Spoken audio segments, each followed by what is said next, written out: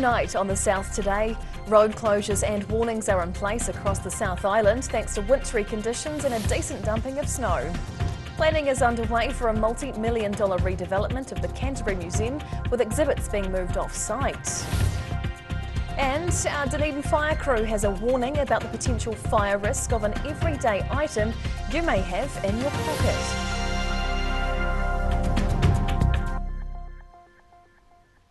Kia ora, good evening, I'm Hannah Wilkins. A blanket of snow has fallen across the south over the last 24 hours, closing roads and prompting weather warnings.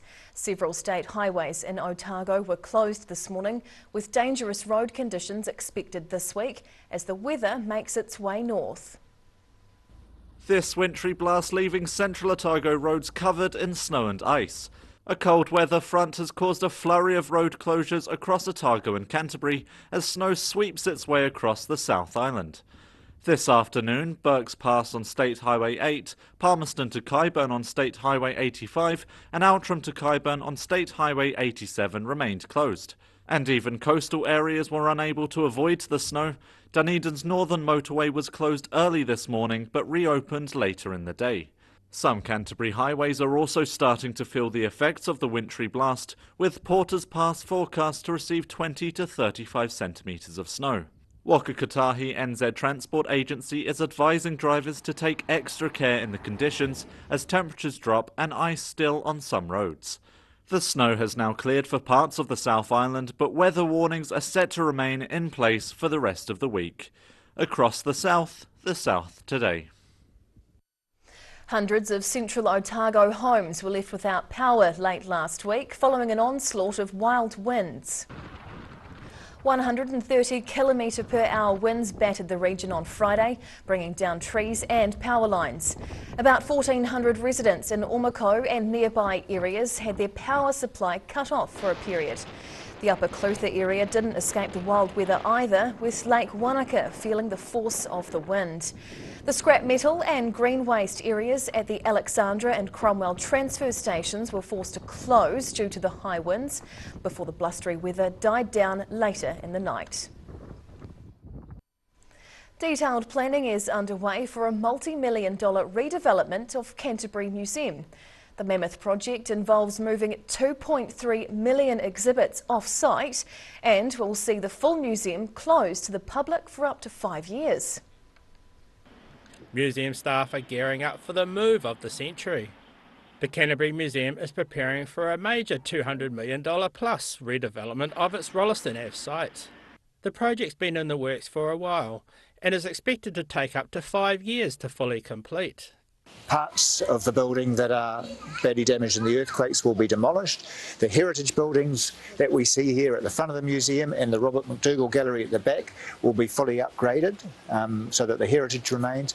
Planning has now begun to safely pack and move 2.3 million exhibits to a secure off-site warehouse complex, with the process set to start next month.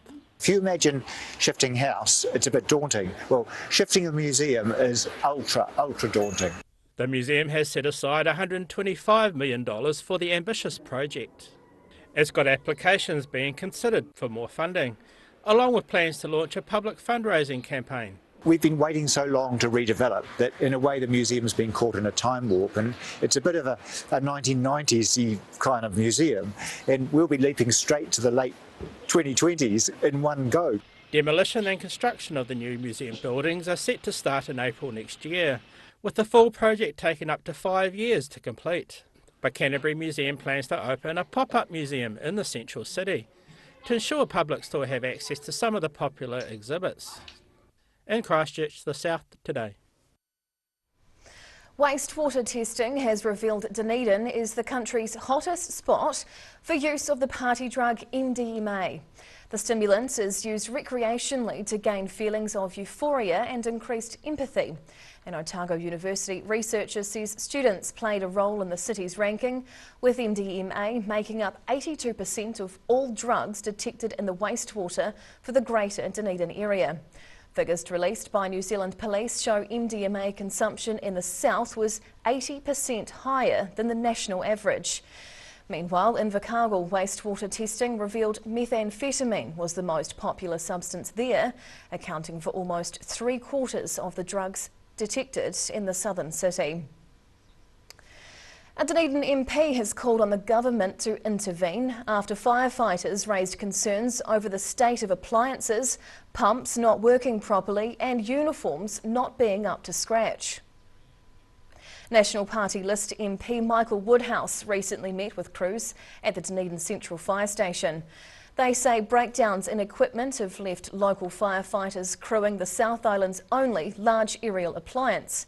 The large 32-metre machine is the only operational one south of Wellington after the aerial appliance in Christchurch broke down due to transmission issues. And crews say it's not the only malfunctioning piece of kit in the organisation, including one regular fire appliance which needs pliers to open a rear door. The union is planning to escalate their industrial action with 2 one-hour stoppages scheduled for later this month.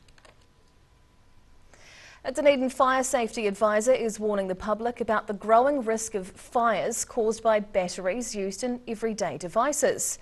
Risk Reduction Advisor Scott Larnorzi says even though lithium-ion batteries are popular and handy, they can also be dangerous. These days, lithium-ion batteries are used in a variety of things, from phones, laptops and tablets through to power tools and electric vehicles.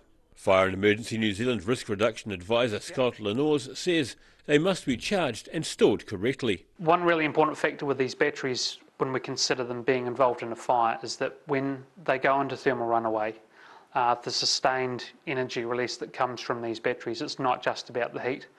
The vapours that these release is an acid-based product which is incredibly corrosive and not very good for your lungs and respiratory tract. Larnorzi says thermal runaway happens as a result of damage to the tiny cells which make up the battery, which can lead to a chemical reaction taking place, releasing heat, which can then lead to toxic fumes, flames and explosions. The big thing with lithium-ion batteries is that they're quite small and compact cells, and the key thing with these is that the high energy output that they produce is created at very small cells in the batteries, and it's not like the old days where you had these big battery banks to provide you with power. You now have very energy efficient systems that provide you with power. Fens were called recently when the battery of this e-bike began smoking in North East Valley.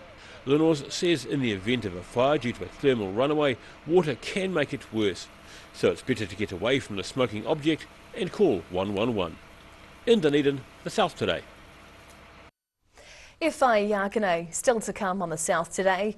Waimumu's gone to the dogs with the Southern Indoor Charity Trials finals on as we speak. And more than 1,000 kids descend on Miller's Flat for what's thought to be the oldest sporting competition in the country.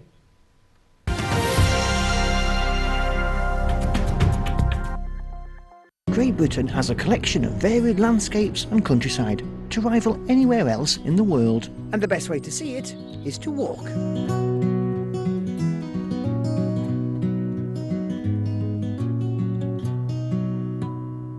A poorly maintained heat pump can lose up to 35% of its output. The Mr. Heat Pump Cleaner team are experts. Their specially developed chemical wash is totally biodegradable. Call Mr. Heat Pump Cleaner and get the job done by the professionals. If you're at risk of developing melanoma skin cancer, you owe it to yourself to have a mole map. Mole map is coming to your area. Phone today to make an appointment. It could save your life.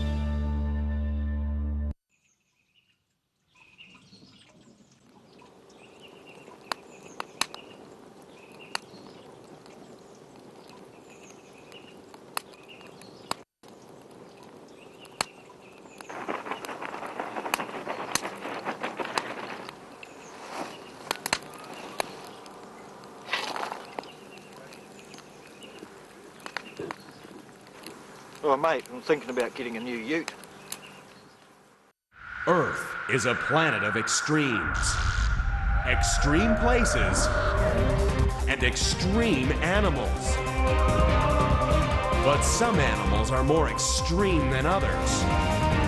Join us as we count down to find the most unusual, the most extraordinary, the most extreme.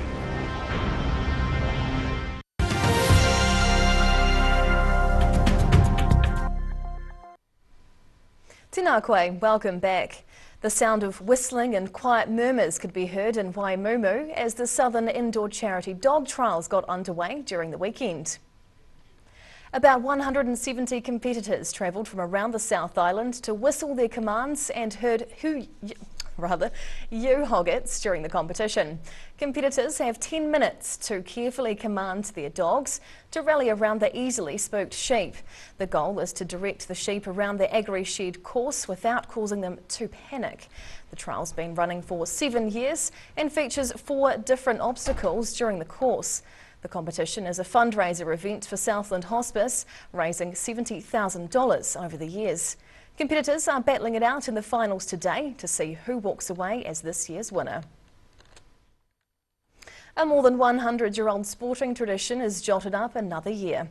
The Millers Flat School hosted around 1,000 primary school-aged netballers and rugby players at the weekend.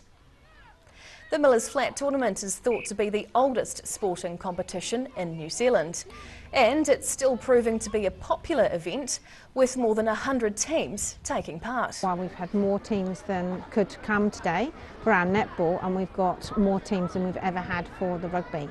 So it just seems to get bigger and bigger every year. If you talk to anybody older and you say you're from Millers Flat, they always say, "Oh, I played in the tournament." You know, everybody remembers. So it's a really famous tournament and it's a really well-oiled machine. The annual tournament's a fundraiser for the 28-pupil Millers Flat Primary School, which has hosted the event for more than 100 years. Generations of Otago and Southland families have stepped out onto the Millers Flat School grounds for the event, with records dating the tournament back to at least 1902. And now recapping tonight's top stories on the South Today. Some state highways across the South Island are still closed due to the recent snowfall, with authorities reminding drivers to take care. More than 2.3 million exhibits may be moved off-site as detailed planning gets underway for a redevelopment of the Canterbury Museum. And a Dunedin fire safety advisor is warning the public about the fire risk caused by lithium-ion batteries, which are used in everyday devices. And now a look at what's happening in tomorrow's ODT, and we welcome the Associate Editor, Jo Simpson. Kia ora, Jo. Kia ora. Now what can we expect in your newspaper tomorrow? A young Dunedin woman who almost starved to death is finally receiving hospital care, a situation which her family says demonstrates the problems with people with rare disorders accessing treatment.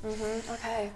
2 prominent Invercargill mayoral candidates drop out amid concerns the race has become too crowded and whether it could lead to a Shadbolt victory. Okay, yeah. And the Ministry for the Environment is going to monitor crucial ORC meetings after an investigation raised concerns about councillor conduct towards staff. I hear. Okay, brilliant. We look forward to reading your paper tomorrow, Jo. Thank you.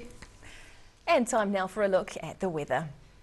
The South Today weather, proudly brought to you by MoleMap, the skin cancer detection specialists.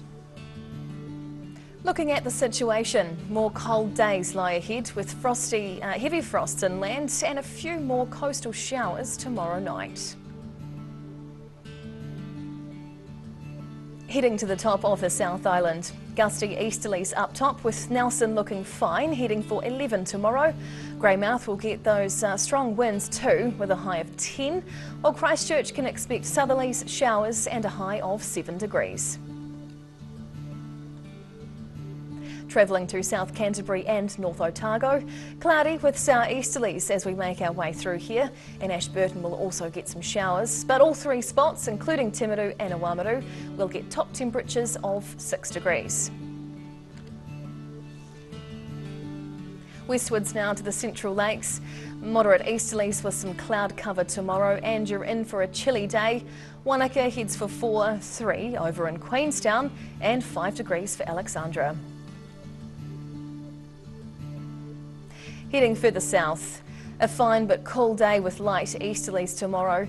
Balclutha and the Catlins will get up to 7 degrees, with Gore doing 1 better, heading for 8 as the high. And down to the deep south, fine and cold tonight in Invercargill, heading for a chilly low of 2 degrees. Mostly fine and sunny tomorrow with light easterlies before a bone-chilling drop to -5. The day's high will be 8 degrees. Wednesday looks cloudy with westerlies and late sleety showers as the southerlies redevelop, heading for a low of 1 after a high of 9 degrees. And lastly, heading to Dunedin, cloudy tonight with cold southeasterlies dropping down to 4 degrees.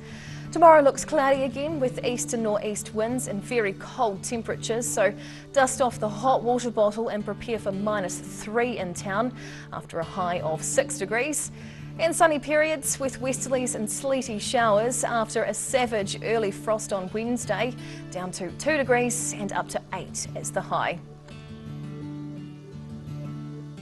And that's the news this Monday. For the latest news and videos from the southern region, head online to odt.co.nz. And you can follow Channel 39 on YouTube to catch our news bulletins on demand. We'll see you again tomorrow. Ka kite a popo.